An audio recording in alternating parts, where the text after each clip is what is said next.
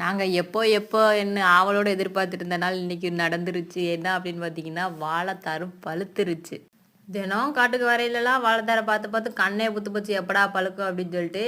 இன்னைக்கு தான் எங்களோட ஆசையும் நிறைவேறி இருக்கு. கரும்புந்தோட்டத்தில் வேலை பார்த்துட்டே இருக்கும், அதே அளவா கண்டுக்கிறாம விட்டுட்டோம். இன்னைக்கு யதார்த்தமாக பார்த்தா அது பழுத்துருச்சு. வாழைப்பழம் பழுத்தோன்னா எனக்கெல்லாம் அவ்வளோ ஒரு சந்தோஷம். எதமும் நான் தானே வந்து வந்து பார்த்து ஏமாந்தேன். இந்த மாதிரி எனக்கு தான் இன்னைக்கு அவ்வளோ ஒரு சந்தோஷமாகி போச்சு.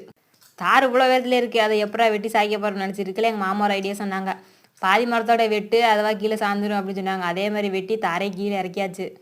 எங்கள் மாமா ஏற்கனவே வேறு சொல்லியிருந்தாங்க, நான் ஊருக்கு வந்ததுக்கப்புறம் தான் வாழைப்பழம் பழுக்கும் அப்படின்னு. அதே மாதிரி எங்கள் மாமா ஊருக்கு வந்ததுக்கப்புறம் தான் வாழைப்பழமும் பழுக்க ஆரம்பிச்சிருக்கு. தாரை கீழே சாத்தோன்னே என் பையன் வேற வந்துட்டேன், அம்மா நான் பிடிச்சிக்கிறேம்மா நீங்கள் வெட்டுக்குமா அப்படின்னு. எடா நீ தூக்க முடியுமாடா அவ்வளோ பெரிய தாரை அப்படின்னு சொல்லிட்டு நானே வெட்டிட்டு ஒரு வழியாக தூக்கிட்டு வந்தாச்சு.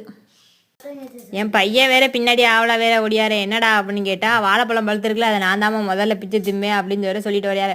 அட தம்பி, இது ஒழுங்காக பழுக்கட்டனா நல்லா பழுத்தக்கப்புறம் திங்கலாம்னு சொல்லிட்டு அப்புறம் நானும்